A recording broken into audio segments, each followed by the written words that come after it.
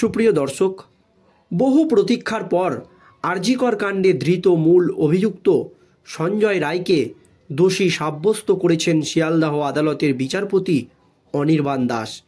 ইতিমধ্যেই সঞ্জয় রায়ের সাজাও ঘোষণা করে দিয়েছেন তিনি। কিন্তু সঞ্জয় রায়ের ফাঁসি নয়, আমৃত্যু কারাদণ্ডের নির্দেশ দিয়েছেন বিচারপতি। এর মধ্যেও কারণ রয়েছে। আর সঞ্জয় রায়ের আমৃত্যু কারাদণ্ডের জন্য খুশি এক পক্ষ, যে আরজিকর কাণ্ডে মহিলা চিকিৎসকের মৃত্যুর ঘটনায় বড় বড় মাথাদের ধরতে আরও তদন্তের প্রয়োজন রয়েছে। আর এই তদন্তে সঞ্জয় রায়কে প্রয়োজন সাক্ষী হিসাবে। কিন্তু অপরপক্ষ খুশি নন, কারণ ধৃত সিভিক ভলেন্টিয়ার সঞ্জয় রায়ের ফাঁসি হয়ে গেলে সব তথ্য প্রমাণ লোপাট হয়ে যাবে, সাক্ষীর জন্য আর কেউ থাকবে না। এই আবহে বাংলার মুখ্যমন্ত্রী মমতা ব্যানার্জিও ধৃত সিভিক ভলেন্টিয়ার সঞ্জয় রায়ের ফাঁসির দাবি করেছেন। এমনকি সঞ্জয় রায়ের ফাঁসির দাবি জানিয়ে কলকাতা হাইকোর্টেরও দ্বারস্থ হয়েছেন মুখ্যমন্ত্রী মমতা ব্যানার্জি। কিন্তু আরজিকর কাণ্ডে মহিলা চিকিৎসকের মৃত্যুর ঘটনার যে রায় দিয়েছেন বিচারপতি অনির্বাণ দাস, সেই রায়ের কপি ইতিমধ্যেই কোর্টের তরফ থেকে পাবলিক করা হয়েছে। আর সেই রায়ের কপিতে রাজ্যের বড় বড় মাথাদেরকে নিয়ে, এমনকি আরজিকরের প্রাক্তন অধ্যক্ষ সন্দীপ ঘোষকে নিয়ে বিস্ফোরক তথ্য তুলে ধরেছেন শিয়ালদহ আদালতের বিচারপতি অনির্বাণ দাস, যা শুনলে আপনারা চমকে উঠবেন। দর্শক, কি তথ্য ফাঁস করেছেন বিচারক জানাবো দর্শক আজকের এই প্রতিবেদনে। কিন্তু ইতিমধ্যেই নির্যাতিতার মা বাবাও বিস্ফোরক দাবি করেছেন যে বড় বড় মাথাদেরকে বাঁচানোর জন্য তাদের মাথার ওপর অদৃশ্য কোনো হাত রয়েছে। আর এই আবহে আরজিকর কাণ্ডে শুধু সঞ্জয় নয়, বিচারকের রায়ের কপিতে কাঁপুনি শুরু হয়ে গিয়েছে রাজ্যের। কি রায় দিয়েছে বিচারপতি এবং তার কপিতে কি রয়েছে দেখুন দর্শক। আরজিকরে মহিলা চিকিৎসক পড়ুয়াকে ধর্ষণ ও খুনের মামলায় দোষী সঞ্জয় রায়কে আজীবন কারাবাসের নির্দেশ দিয়েছে শিয়ালদহ আদালত। তবে শুধু সঞ্জয়ের শাস্তি ঘোষণাই নয়, আরজিকর কাণ্ডে পুলিশ এবং হাসপাতাল কর্তৃপক্ষকে নিয়েও বেশ কিছু পর্যবেক্ষণ রায়ের নির্দেশনামায় লিপিবদ্ধ করেছেন বিচারপতি অনির্বাণ দাস।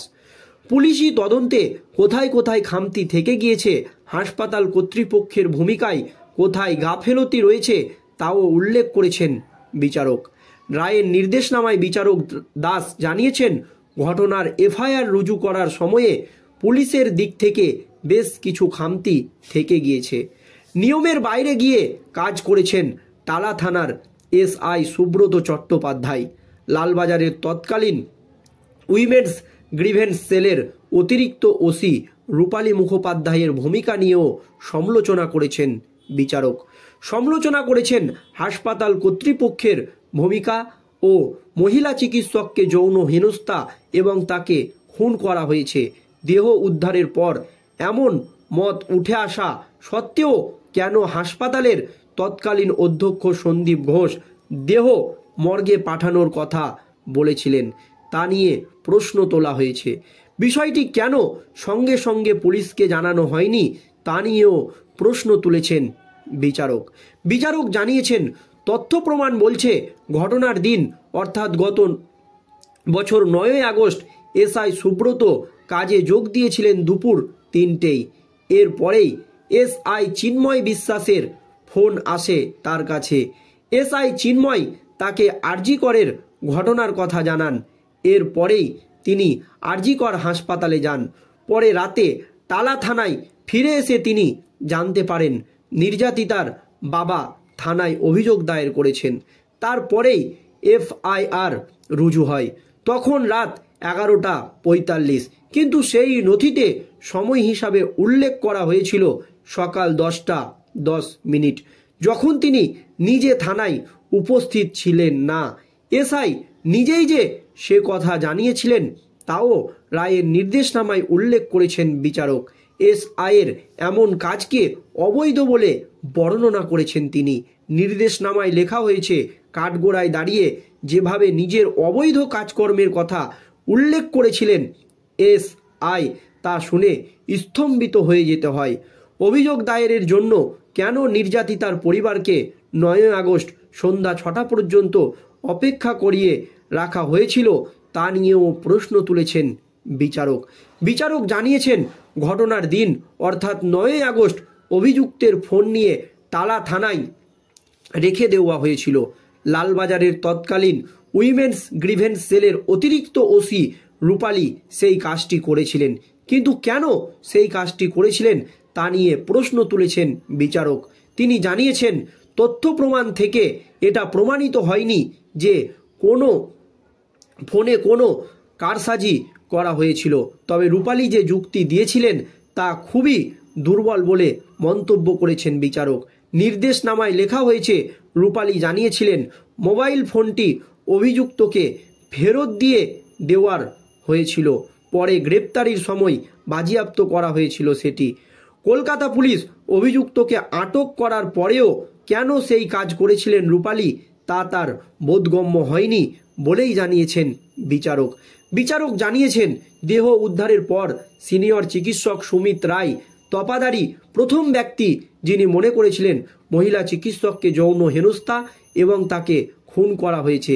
তিনি এক নার্সকে পুলিশে খবর দেওয়ার জন্য বলেছিলেন যাতে ঘটনাস্থল ঘিরে ফেলা হয়। এরপরেই তিনি বিষয়টি হাসপাতালের বক্ষরোগ বিভাগের প্রধানকে জানান। বক্ষরোগ বিভাগের প্রধানই সুমিতকে বলেছিলেন হাসপাতালের তৎকালীন সুপার সঞ্জয় বরিষ্ঠ এবং অধ্যক্ষ সন্দীপকে বিষয়টি জানাতে। সেই মতো সুমিত তাদের ফোন করেছিলেন, কিন্তু তারা ফোন তোলেননি। পরে সন্দীপ তাকে ফোন করেন। সন্দীপই সেই সময় দেহ মর্গে পাঠানোর কথা বলেছিলেন, কিন্তু সন্দীপ সেই নির্দেশ তিনি পালন করেননি। হাসপাতাল কর্তৃপক্ষ কেন সেই সময় পুলিশকে বিষয়টি জানায়নি তা নিয়ে প্রশ্ন তুলেছেন বিচারক।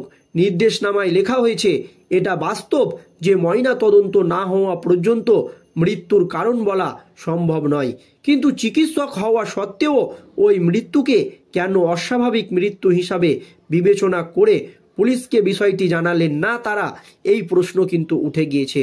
বিচারক জানিয়েছেন, সাক্ষীদের বয়ান অনুযায়ী সেই দিন হাসপাতালে কর্মরত ছিলেন সহকারী সুপার নন মেডিকেল সুচরিতা। তিনি নির্যাতিতার পরিবারকে ফোন করে জানিয়েছিলেন যে তাদের মেয়ের শারীরিক অবস্থা ভালো নয়। নির্যাতিতার মা বাবাকে শীঘ্রই আরজিকর হাসপাতালে আসার জন্য বলেছিলেন সুচরিতা। তথ্য প্রমাণ থেকে দেখা গিয়েছে ওই কথোপকথনের পর নির্যাতিতার বাবা ফের সুচরিতাকে ফোন করেছিলেন। সেই সময় সুচরিতা তাকে জানিয়েছিলেন তার মেয়ে আত্মহত্যা করেছেন। সুমিতের সামনেই সেই ঘটনা ঘটেছিল। সুমিত তার প্রতিবাদও করেছিলেন, এমনকি সুচরিতাকে প্রশ্নও করেছিলেন কেন আত্মহত্যার কথা বললেন পরিবারকে। বিচারক জানিয়েছিলেন, মহিলা চিকিৎসকের দেহ উদ্ধার হওয়ার পর একটি বৈঠক ডেকেছিলেন সন্দীপ। সেই বৈঠকে সুমিতকেও ডাকা হয়েছিল, কিন্তু তিনি বৈঠকে ঢুকতে পারেননি, ঘরের দরজা বন্ধ করে দেওয়া হয়েছিল। সুমিত জানিয়েছেন, হাসপাতালের বিভিন্ন বিভাগ মিলিয়ে মোট 7 জন ছিলেন বৈঠকে। সেখানে প্রত্যেকের বয়ান নথিবদ্ধ হয়েছিল। পুলিশ বা সিবিআই কেন সেই রিপোর্ট সংগ্রহ করল না তা নিয়ে প্রশ্ন তুলেছেন বিচারক।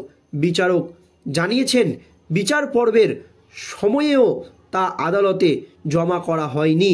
সেই রিপোর্ট কি মামলার জন্য গুরুত্বপূর্ণ হতে পারত? বিচারক অবশ্যই মনে করেন এতে মামলার বা বিচারের কোনো ক্ষতি হয়নি, কিন্তু বিচারকের রায়ের কপিতে একাধিক ব্যক্তির কে নিয়ে সন্দেহ প্রকাশ করা হয়েছে।